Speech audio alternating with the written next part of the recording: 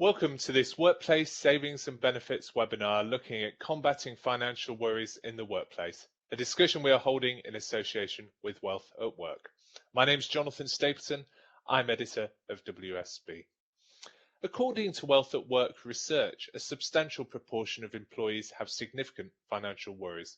Indeed, its research found that around 32% of people were concerned about being unable to retire when they wanted to, with the same proportion worried about not having enough saved to meet unexpected costs. Some 27% were worried about being unable to manage household bills, and 22% were concerned about their current level of debt. Yet, while many people do have very real financial worries, part of the battle is finding the help and support needed in tackling these issues. This webinar will look at the tools and support employers can provide to employees who are struggling. It will look at how financial education can be delivered by the workplace and how it can help individuals understand the basic principles of money management. The webinar will also look at how a broader financial wellbeing program, one that includes workshops, helplines and digital tools, can help employees improve financial resilience and take control of their finances. Joining me to discuss some of these issues is Jonathan Watts-Ley, Director at Wealth at Work. Welcome, Jonathan. Just to remind you all, this is an interactive webinar. To put a question to Jonathan, please do type it in the Ask Question box on your screen. I see one or two of you have already done that. Please do keep them coming in, and I'll pose these to Jonathan as we go through our discussion today. So, Jonathan, welcome. If I could start off, please, by asking you to tell us a little bit about yourself and about the research you've conducted, how big the problem is of employees having financial worries. Yeah, sure. Yeah, well, we conducted the research last year, and it was really against that backdrop of the financial concerns that I guess people anecdotally knew were growing, certainly amongst certain cohorts of the population, because of COVID primarily, although some of them were probably embedded before the pandemic anyway. But I guess they got exacerbated by that pandemic. So the research was really trying to just take a moment in time to understand what people's concerns were from a financial perspective, and they were quite wide ranging. I mean, you read out some stats there, Jonathan, and what you can see from that data is that it ranges from everyone who may be younger and has got concerns over debt that's building up very, very quickly, to those that are concerned that they don't have savings. So there's concerns around financial shocks, and even those at retirement, where all of a sudden their planned retirement date needs to move because they haven't got the income to retire, or they have to accept that they're going to retire on less income. So I think whatever generation you look at, there is a cohort of people that are concerned, and the research shows that the level of resilience, financial resilience, is quite low. Thank you very much indeed for that, Jonathan. Jonathan, can I just ask you, to what extent has COVID and the cost of living crisis exacerbated some of these issues? Has that sort of made things worse, as it were? Yeah, so if you look at COVID, then there were effectively winners and losers. So I'm sure a lot of the audience are aware that there's a cohort of people out there who stayed in their jobs, maintained their salaries, were not commuting to the office anymore, couldn't go out and eat in a restaurant. And so there's a cohort of winners out there financially. There's a cohort of people that have ended up saving money, and now are in a position where, as things open up, where actually they have effectively excess savings to a degree. But then there's another cohort of people who are effectively financial losers. And it's quite interesting to look at this often on a household level as well. So when we talk to employers, often an employer may say, well, look, our employers, they're in the winning group because we didn't put people on furlough, we didn't make people redundant. But of course, when you look at it at a household level, what you find is, with that individual that works for that company, they're fine, but actually perhaps their partner their partner was furloughed or their partner was made redundant. So actually, at a household level, they're now financially struggling. So even though there was certain help, of course, along the way, so things like mortgage deferment and the like, and loan deferment, then we know that those households where they did have a financial impact, they are still struggling with that. And I guess the issue now is, whilst one could say, well, okay, maybe we're going back to a level of normality in the economy now. Of course, yeah, we've got the cost of living crisis that has just arrived. So those who were the, if you like, the so-called losers that may have thought, well, actually, things are going to get a little bit better now, that they're almost having their legs kicked away from them again because of the cost of living crisis. So I think it's not unreasonable to assume that for certain cohorts of the population, the financial resilience is going to remain a problem for a while to come yet. Thanks, Jonathan. And what sort of impact is this having actually within the workplace? So you sort of seeing sort of mental health issues, staff absence rate increases, and sort of general well-being issues sort of being impacted as a result of poor financial well-being? Yeah, I mean, there was some research done back in 2020, which looked at absenteeism from work, and in 2020 there was a 74% increase in stress-related absenteeism. And if you drill down into, well, what are the causes of that stress, then you find that financial issues is one of the core drivers of that. So again, even though that research relates back to 2020, and the 74% increase was an increase on the previous year, I suspect that when the next round of research is done, looking at 21 and I suspect 22 as well, is that we will find that not a lot has changed there, because I suspect there is still those large cohorts of people that are really, really struggling. Thanks so much for that, Jonathan. Clearly, a very big challenge out there. To what extent, and this question from one of our questioners, please do keep those questions coming in. I'll put as many of those as possible to Jonathan. But to what extent should employers actually be helping out with these problems? Why should employers be helping? And if they should be helping, how should they be doing it? Yeah, so I think this really goes back to how important financial well-being is to the individual, and in turn, therefore, how important is that to the employer that individual may work for. So we've already talked about absenteeism, so I guess that's a very kind of explicit way of looking at that impact.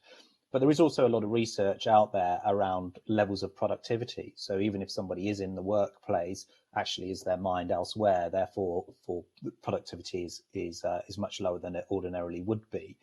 I guess there's a broader piece here as well around ensuring you've got happy employees. The old adage about happy employees means happy clients, which means happy shareholders, is probably an adage that people should remember. So if you've got a workforce where there's significant cohorts that are struggling financially, then you're probably not going to get that holy grail of happy employees, happy clients, and happy shareholders. Of course, we've seen the growth of financial well-being strategies in a lot of organisations. So I think it is fair to say that a lot of organisations understand that this is an issue. Maybe the more difficult question is how do you deal with it? So how do you put in place a program that will start dealing with the issues that employees may have? What does that program look like? How is that program directed to different cohorts of the working population? Does it differ for those employees you may have who are on minimum wage or maybe just above, versus those that are in managerial jobs or senior jobs where there's they in theory have more financial resilience because of their earnings? Thanks, Josh. That brings us neatly, I think, to the a question put by one of our listeners, one of our viewers. How do you deliver a financial education program to an organisation with, multiple sites, multiple types of staff, perhaps sort of some office-based, some manufacturing some on the road sales and so forth. Yeah, this is really important in terms of design of any program, because clearly need to think about those things. Now, I think that one of the big changes I've seen in the workplace is one of the barriers used to be, well, it's fine for people that work in a head office, because if we want to run an educational seminar, for example, then we can just book a meeting room and people can come in, and relatively speaking, that's easy to do. But of course, that's not so easy to do if you're working on a production line. Then that evolved into, okay, well, maybe there should be more digital services so people don't need to go into a meeting room. But then the concern was, yeah, but hold on a minute, if you work on a production line, you probably haven't got a company phone or a company laptop or PC or whatever it might be. But a lot of that thinking has now moved on, and there's a much broader acceptance now that all employees, and I guess this is broadly true, I'm sure there is the odd exception, but all employees will have access to a phone or a tablet or a PC. And so therefore programs are being much more designed to be interactive. So for example, that seminar, whilst it may not take part necessarily in a meeting room in a head office, it could take place, as we're doing now, via a Teams meeting or a virtual meeting, where of course people can ask questions, and people can be directed after that session to third parties that may be necessary. So for example, we've talked about debt. So if somebody signed up for a debt session, they were viewing it on their laptop or their mobile phone, then they could, if they thought after that session, blimey, I've got real issues here, then information can be provided as to how to access, for example, Step Change, National Debt Charity, or the National helpline, debt helpline, for example. So I think this broad acceptance that, generally speaking, everyone has access to a phone or a tablet or whatever it may be, or a digital device, means that that's given a lot more flexibility, but it hasn't done away with the engagement piece, because I think one of the concerns always used to be with that remote thing is, okay, well, you could put a webcast up or a video, which is fine, but that's not very interactive. And okay, maybe it has some email facility where that employee could email somebody if they had a question, but that's not quite the same as interacting as we are now, real time, and saying, well, hold on a minute, this is my question, or hold on a minute, somebody's just said that, but I'm not sure that is the case. So it's really designing a program that will allow for all those different cohorts in terms of the environment that they work in. Thanks so much for that, Jonathan. Lots of questions coming in. Thank you very much indeed. Please do keep them coming in as we go through this webinar. On that question of sort of what to include in the financial education program, are there any critical components? One of our viewers has asked, are there any critical components that should be included in all financial wellbeing strategies? Yeah, so I think the starting point is to look at any known issues that you have within the workforce. So if you know there's areas that you're concerned about, then clearly those should be included. Some organisations that we work with, we will actually carry out research before we design the program, so we have a bit of an understanding as to what might be some of the concerns there. Sometimes it's actually driven by benefit take up. So organizations that have, for example, we talk about people not having low financial resilience because they don't have savings. So an organization might look at their benefit platform and say, well, hold on a minute, we have a save as you earn scheme, we have a corporate ISA. So what is the take up of those types of savings products that are available actually through the employer? So there are things like that where there might already be a certain amount of data that might give a few clues. But beyond that kind of research element, as it were, I think it's really important that there are push and pull strategies in place. And what that basically means is that what are the things that you as an organization want to push out there? And that could cover quite generic topics, such as how to manage the monthly budget. So again, talking earlier about people that are struggling and people that may struggle because of the cost of living crisis. So is there a cohort of people out there that would find it really useful to have some tips as to how to better manage the monthly budget, as it were? Equally, as an employer, you may say, well, there are things that I really want to push. So again, going back to savings, if you've got a corporate ISA or a save as you earn scheme, you might say, well, we really need to make sure that our employees understand that this is available and they understand how it works and what the tax advantages are, because this is a good option for people, and it can encourage that regular savings habit.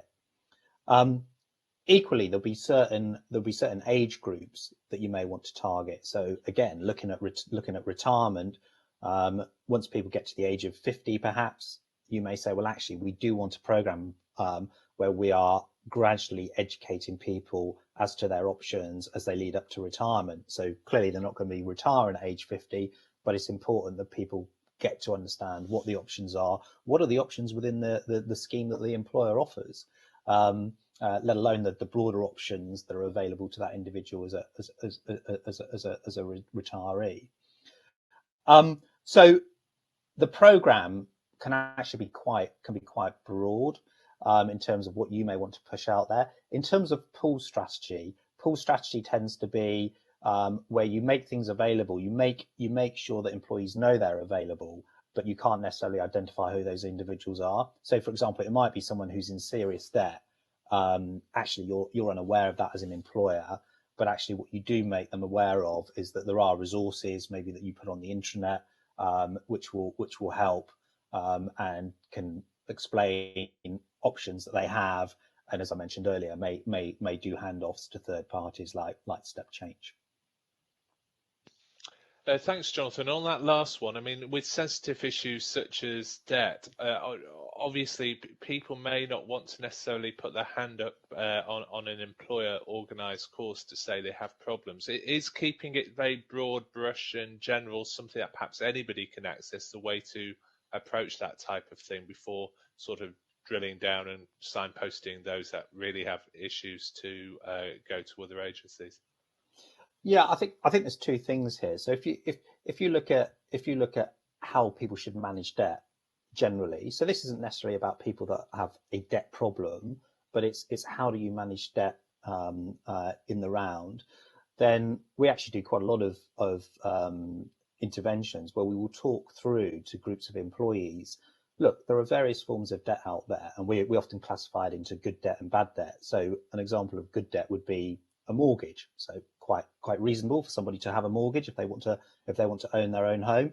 So whilst we would talk through why mortgage is good debt and why clearly you should review the rate that you've got from time to time, but it should never really be a problem. It will only become a problem if you start having problem with mortgage payments, which would be another conversation that we would have. But then we would contrast that with what we would term bad debt. So if you think of expensive debts, whether that would be credit card debt or buy now, pay later type schemes, explaining to people how they operate and getting people to understand what the differences may be in interest rates. So we would give them examples of, like, so for a buy now, pay later, the typical range of interest rate might be this. Let's compare that to what a typical range is for a mortgage rate, and then let's compound that over 3 years, 4 years, 5 years, and see what the difference really is. So that general, if you like, debt awareness is really important for people to understand actually how should they be managing debt that they may have. But as I say, it doesn't necessarily mean they've got a real debt problem, but it's just giving them hints, if you like, as to things to consider. When it comes to people that really have got a debt issue, that may be sitting in that session and going, well, this is all great, but I've got the bailiffs at the door. Then I think there's two things there. I think one is that they can use those pool strategies to get real help. So as I mentioned before, National Debt Helpline or Step Change or whoever it might be. Another possible source of help, which would maybe on the benefits platform that the employer offers, of course, is the EAP line. And again, the EAP line is actually a good source of data. So when thinking about the program, talking to your EAP provider and saying, well, how many calls do you get as our EAP provider which are related to financial issues? So again, that could, even though you won't know the names of those individuals, it will give you a clue as to maybe what issues there are within your workforce, and actually what is the dynamic there in terms of, are they getting more calls about that, or are they getting less calls? And so that could influence your program as well. Thanks so much, Jonathan. Lots of audience questions coming in, so we'll get through as many of these as possible. Please do keep sending them. Again, I'll fire those all at Jonathan as much as I can. So two questions which are quite related. Firstly, how can we help people who are not aware they've got a problem and uncover the unknowns, as it were? The question asking sort of many behavioural biases, such as instant gratification, to take into account.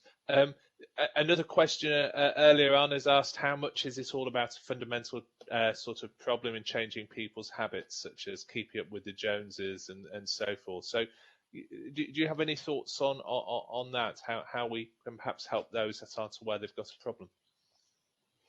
Yeah, so I think the issue is to the sort of instant gratification. I think that's a fair point, and that comes back to a lot of work that we do around what I would call general money management, and ties into that monthly budgeting element as well, which is getting people just to think about where they're spending money, and actually, are they aware of how much they might be spending on certain things? I mean, one of the ones that used to come up quite a lot was, this whole notion of fast fashion, where people would be, buying an item of clothing, okay, relatively cheap, and then let's buy an item of clothing, wearing it once and then binning it. Now I'm hoping that's going away a little bit, because of course there's environmental issues around that, apart from the financial issues. But also sometimes, even though those were cheap items, they were still buying them on buy now, pay later. So they were still building up debt, even though, relatively speaking, some of those items were quite cheap. So one of the best ways to get people to understand that is just to go through how much are they spending on effectively essentials every month, and how much are they spending every month on discretionary items, and are there certain items there under discretion which look as though they're out of control? So if you are spending a lot of money on fast fashion, on buy now, pay later, and it looks out of control, then you've got a problem. I think with that money management as well, it's also looking at where there's expenditure which is unnecessary. So one of the other ones that we've seen in more recent years is people buying online subscriptions. So could be to all sorts of things, but downloading music and films and all that type of thing. And what we've identified is that often people are either subscribing to services they don't actually use anymore, or they have multiple services which are effectively doing the same thing. So they're paying twice over or three times over. But because they don't actually review their monthly budget, they go, oh, well, I've forgotten about that. I forgot I signed up for that 3 years ago, and I don't actually use it anymore. So in terms of that behavioral change, some of it is getting really back to basics. It's almost getting out the bank statement, albeit it probably won't be a paper one now. It'd be on your phone or whatever. But looking at that bank statement and actually taking a long, hard look at it. And there is an element of carrot and stick around this as well. So the carrot is clearly, well, there's no point spending money on things that you're not even actually using.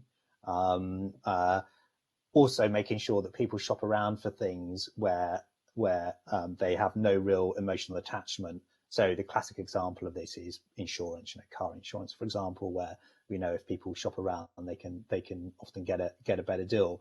But no one has any emotional attachment to car insurance. It's just something they have to buy. But if that can save them money, then again, that's kind of like a carrot thing to say, hey, look, this can free up money for you. So that carrot thing is important, but then the stick element really comes back to that debt and looking at how that interest might be compounding up. So, if you are building up credit card debt, if you are building up effectively debt through buy now, pay later, again, looking at that bank statement and going, do you realize how much money you are now spending on that? And of course, there are ways out of it potentially, as long as you're not really in to the point where, as I say, you've got the bailiffs at the door. So even things like credit card consolidation, a lot of people can do credit card consolidation and get an interest-free period for a number of months, which would just give them that bit of breathing space to reset, if you like, and work out what their payment, how they're going to pay ultimately for that debt. Thanks so much, Jonathan. And just as an adjunct to that, do you find it surprising how many people sort of don't have that sort of basic level of knowledge? I mean, across sort of income levels and education levels, of sort of how to budget and how to sort of that basics, as it were. Yeah, I mean, there is again, there's a lot of research that's been done on this over the years, but fundamentally, there are spenders and there are savers, and that doesn't necessarily, well, it doesn't relate to how much somebody earns. So somebody can earn actually a reasonable salary, but they're just a spender, and therefore they get into trouble and they build up lots of debt. So whilst I think the backdrop of earnings is important to a point, and certainly when you're looking at the issue that we've got at the moment with energy prices going up, then clearly if you're on a low income, even though theoretically you have the traits of a saver, you are going to struggle. So we shouldn't overlook that. But putting that to one side for a moment, yeah, it is true. There are spenders and there are savers, and you see it through people's working lives, and you actually see it in retirement as well. One of the things I found very interesting 3 or 4 years ago was looking at an academic study that was done in the US about how people spend money or not, as the case may be, in the US when in retirement. And I was looking at this. The reason I was interested was because, of course, freedom and choice had just come into place in the UK, and of course, one of the debates that is still ongoing is, well, are people going to run out of money in retirement? And what was interesting, look at this academic study in the US, which was based on it was effectively a longitudinal study. It was looking at people's behaviour, and what they found was, if you're a saver, you're always a saver. So when you're in your working life, if you're fundamentally a saver, you will manage your budgets better. You will always have an eye on what debt you've got and what you're paying, because you have the traits of a saver. And then when you go into retirement, and you've got to make your pension last, you still have the mindset of a saver. So if your pension fund during your retirement has gone down, or even, I mean, they even went to the level of, if people are reading in the press that there are economic woes around the corner, then the traits of savers are, oh, you know what, I'm going to spend a bit less on my pension this year, because even though I'm probably okay, I'm very cautious, and I won't go on that second holiday this year. Whereas spenders are always spenders. So actually, what's actually quite more from a behavioural finance perspective, what's more interesting to look at is, how do you help the spenders, not only whilst they're in the workplace, but actually how do you help them when they're in retirement as well, because they are the people that are most likely to run out of money. Jonathan, thank you very much indeed. Lots more questions coming in, and I promise I'll get to those in just a moment. But just before I do, just like to talk a little bit more about the sort of method you use to deliver these financial education programs, Jonathan. What's more effective? Is it workshops? Is it helplines, digital tools, face-to-face or virtual? I know you've spoken a little bit about using phones, mobile phones or mobile devices. Which tends to work best? Is it a mix? Yeah, it is a mix, and it does depend on what the cohort you're talking to, and to a degree what you're talking to that cohort about. But as a general rule, I would say that the starting point should be that it is interactive. So So whether it's via a virtual meeting like this with a group of employees, or whether it's actually physically in a meeting room with a group of employees, doesn't really differ that much in terms of that you will get a similar level of interaction. You will get people asking questions. People will still fire off of each other when somebody says something that may trigger a thought in someone else's mind. So that works pretty much as well online as it does in the meeting room, in the real meeting room, as it were. So the key thing is that you've got that interaction, and you've got that element of people being able to ask questions and effectively fire off of each other.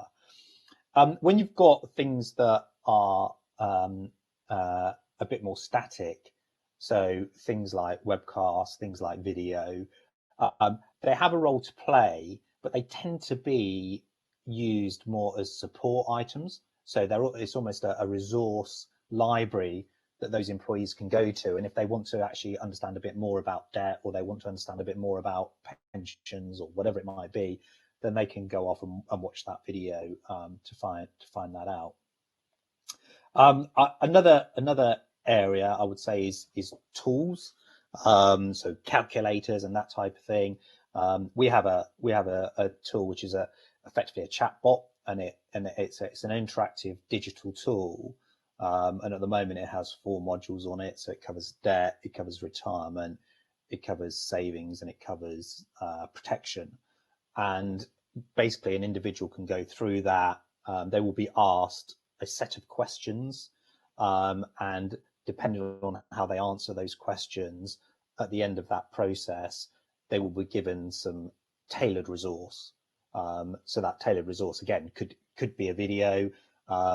It could be his support that's available through your benefit system. So if it was a savings module, or have you signed up to the company corporate ISA, for example?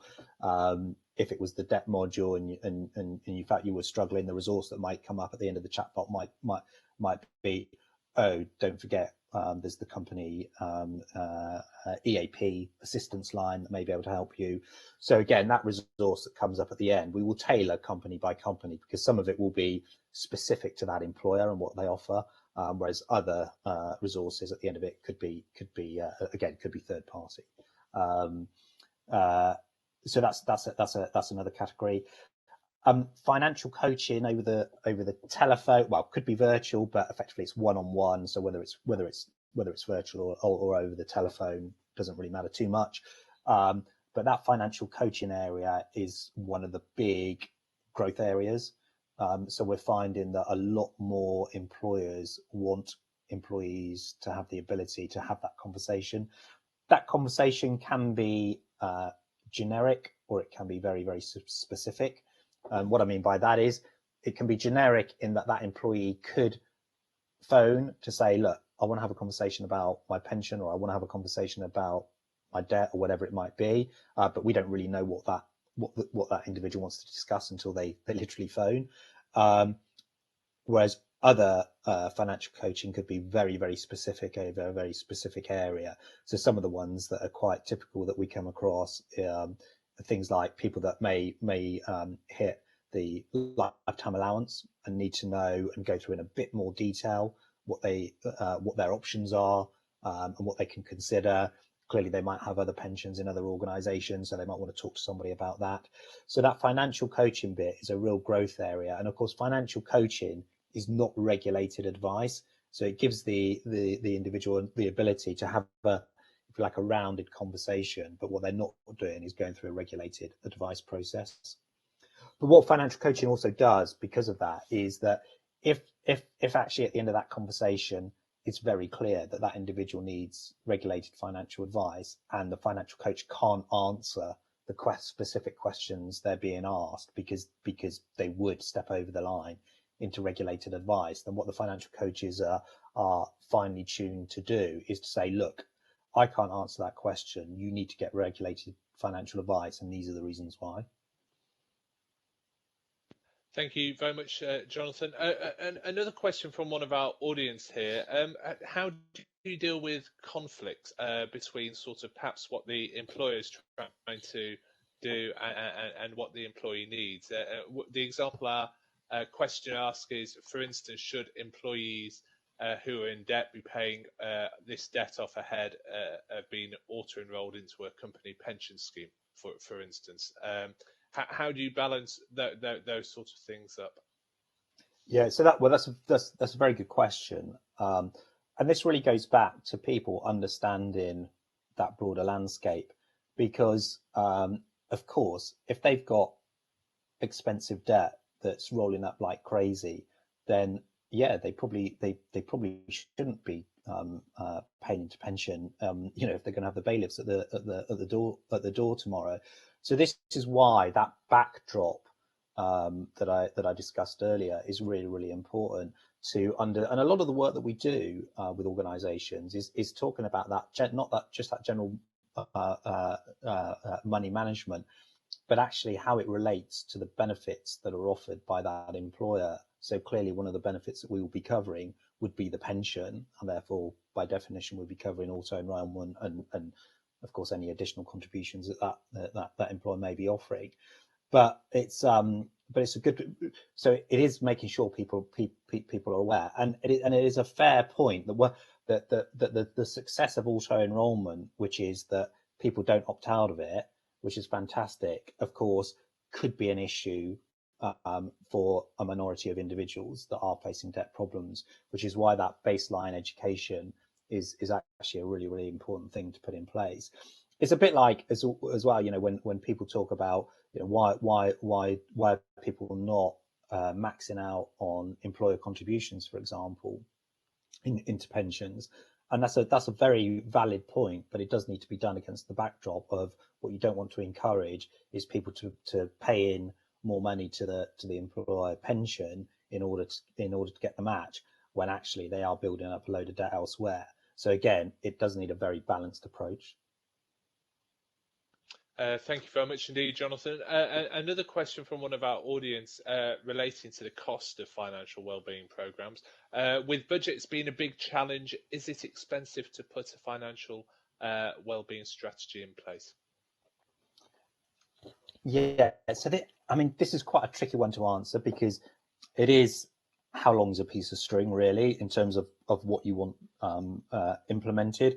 Clearly, there is a cost to a degree related to the size of organisation and how many employees are going to be impacted. So whilst it's not necessarily a per capita charge per se for a lot of things, so if you think about things like I was talking about our financial health check, well, that's a chatbot. It's completely scalable, so actually it doesn't really matter whether one person uses it or 1,000 people use it. The cost doesn't change. Whereas certain things like financial coaching, then of course, if a call's taking half an hour of someone's time, and clearly therefore 1,000 people calling it versus one person calling it, does have a material effect on cost. But I think that's partly in terms of how wellbeing programs are developed. One of the things that we're very keen on is organizations. Okay, we might have done a bit of research that I mentioned at the beginning of this call in terms of, okay, what do we think the issues are? What are there certain cohorts that we want to prioritize? So that there might be all of that upfront analysis, if you like, that's been done. And that's helpful because we encourage organizations not to do big bang, but to gradually evolve the programs. So it's much better on saying, well, look, okay, let's have an understanding of where we're going. Let's be clear about what the objectives are, but let's have a view for the next 6 months. Let's have a view for the next 12 months, and maybe let's have a view for the next 2 years, and then build it slowly. Because I think one of the questions is the return on investment. What is the value that the organization is getting out of this? Now, some of those things actually take quite a long time to measure, but some of those things can be measured quite short term as well. So every intervention that we have, where there's human intervention, we get feedback. So we have effectively a feedback form which has a rating scale on 1 to 5 and has various questions on it. So even that in isolation will give a feel for what your employees are thinking, even on the pilot basis that we may have launched the program. But also, interestingly, we can then benchmark that against other organizations. So you might say, well, how does that compare to other organizations within our industry? And we can look at that and say, well, yeah, you actually you do better, or you don't do so well. But it will also allow us to get that qualitative feedback as well. And what you often find with qualitative feedback when you launch a pilot program is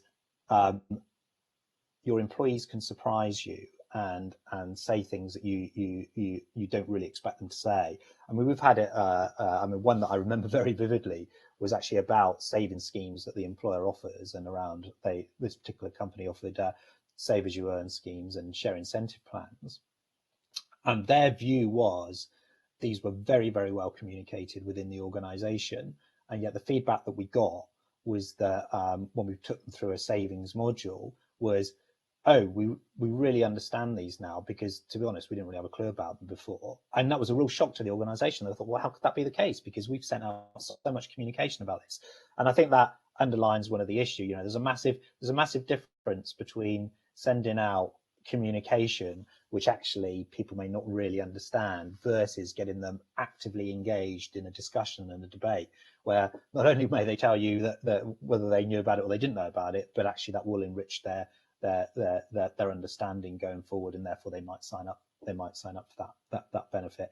So that was quite a long-winded way of saying, yeah, costs can be very variable, but even if you're a large company, start with a relatively small program, have an idea where you're going, have some objectives, but then build it, and that feedback loop undoubtedly will probably change that direction to a degree in terms of what you implement and what cohorts you go to. Thanks so much, Jonathan. Ladies and gentlemen, we do have time for perhaps 1 or 2 more questions. If you have any, last chance to ask them to Jonathan now. Jonathan, you talked a little bit about sort of key objectives of financial wellbeing, and indeed how these can be measured in terms of employee feedback. Are there any other sort of forms of measurement of the success of your programs that you employ, sort of in addition to that feedback? Yeah, I mean, measurement can be quite a broad spectrum, really. So I'll give you some examples. So company by company, these will differ, but I'll try and sort of list some as I think of them. So one is looking at things like, is it helping financial resilience? So are we having less people off with financial related stress? They may look at their EAP helpline and go, right, so in the last month, last quarter, last year, how many calls have we had of a financial nature? They may look at so the feedback that I was talking about a moment ago. For most of our clients, we will be producing quarterly reports which has all that data in, and it will have trend data in. So again, a measurement will be, well, okay, so what are people saying? How are people scoring? And again, if we're measuring that against like organizations or like industries, then again, how's that performing? There might also be things around take up. So if we decide, right, okay, so we want to go and do that broad monthly budgeting program as a start to a cohort, then actually what is the take up of that? So are we inundated? Are people really not that interested? Now, to be fair, that will partly go to actually how they are engaged. So what are the communication methods? But again, going through that to find actually what is the sweet spot. And that also, there's another key measurement as well, which is actually what type of delivery may work for different cohorts. So I'm going to generalize here a little bit, but it is fair to say that when dealing with younger cohorts, digital interventions often have much more sign up than face to face. Whereas when you get onto subjects like retirement, people tend to want more face to face. because I think they have deeper questions that they want to discuss. So all of those things we will measure to make sure that we understand how successful the program is and how the program ultimately should evolve. Thanks so much, Jonathan. A final question, I think, from our audience, which is about the freely available resources out there, such as the Money and Pensions Service, so things like Money Saving Expert and so forth. Are these sort of things, can these be incorporated in a sort of a financial well-being program? And to what extent sort of do those sort of services need to be part of a program in order to be successful? Yeah, so we work with a load of organisations where we will incorporate. I mean, I always refer to them as third parties, but we will incorporate. And what I mean by third parties is that it's not provision from us, that it's not provision from the employer in terms of benefit offerings or whatever that they may already have. So yeah, you're absolutely right. So one of the things that we do with a number of organisations is we would set up a financial wellbeing website. That may have a lot of the resources on that I spoke about earlier. It may also be the point where they go to access and sign up for a seminar, for example, or to use the financial health check. So what we tend to do is build in the third parties at the relevant point. So the Money Advice Service, which is part of the overall MAPS organisation now, they have a number of tools and calculators, and a lot of those tools and calculators are really, really good. So we would say to an organisation, look, don't pay us to effectively create that tool, because we know where you can get one which is free. But because the Money Advice Service make them freely available to organisations, we can then plug in the link to those tools at the most appropriate place as to where they should go. Because I think this goes back to one of the fundamental points, is the program needs to, it can't be kind of a random selection of, or you could go here, you could go there, and people don't really know where they're going for what or how it all links. The program needs to have a bit of a journey to it. So if you go back to the example I was using on debt, the first step of that journey might be, well, let's do an overarching intervention on debt. Let's explain to people good debt, bad debt, but we're not doing this because we think all these people that are going to attend have got the bailiffs coming around tomorrow. We're just giving them a general education about how to manage debt. So that might be the first step of the journey. The second step of the journey might be, actually, if you want to go into a bit more detail, then do the debt module of the financial health check, because that's a bit more personalised to you. So that might be the second step of the journey. The third step of the journey might be, I'm quite worried now. So actually, maybe I need to use a debt tool where I can actually plug in the specifics. Now, if that debt tool is free and comes from a third party, great, we plug it in at that point. The fourth step of the journey might be, blimey, I'm really worried about my debt now. I think I've got a problem here. So the intervention might then be, oh, well, use the National Debt Helpline. Here's the email address. Here's the telephone line. So it's kind of a journey that you take people on. Thank you very much indeed, Jonathan, for that. I'm afraid we're coming to the end of the time for our webinar today. I'm going to end by asking Jonathan for any key takeaways you may have. Jonathan, if you could provide me with a couple of key takeaways to end our discussion, or indeed a sort of conclusion, that would be absolutely great. Yeah, I think the first thing is, all organisations can put in a financial wellbeing program, because you can always do something that will fit not only the budget that you have, and as I say, that may evolve over time, but not only the budget you have. I mean, just to give you an example, we work with organisations who spend literally just a few £1,000s a year, up to organisations who spend hundreds of thousands of pounds a year. So I mean, that's kind of the breadth of it. But the key point probably is there is a program that you can put in place to suit your budget. So I think that's the first thing to be aware of. I think the second thing is when you're putting that program in place, be very clear as to what the objectives of that program are. Those objectives may change over time, because actually when you get the feedback loop from the program, you may decide that it needs to evolve slightly differently to how it was originally envisaged. But have those clear objectives. Because of those clear objectives, make sure that whatever program you put in place has measurement points and has data. That's why we always do the quarterly MI reports to our clients, because we always think it's really important that they have those data points so they can see how things are tracking. And I think the fourth thing I would say is think hard about what are the things that you want to promote as an employer.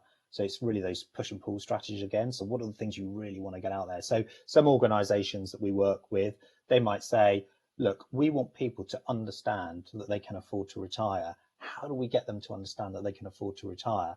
So that's one of their key objectives. So commercially, so if you have an objective like that, then that should all be part of that plan. But that is a push strategy. That's something that you as an organization want to push out there. So I think it's being clear about those things as well. I'm afraid that's all the time we have for in this webinar. All that remains for me to do is to thank Wealth at Work Director Jonathan Watsley for taking part, and indeed all of you for listening in. Please do join us for our next webinar soon. Thank you very much indeed. Thank you. Thank you.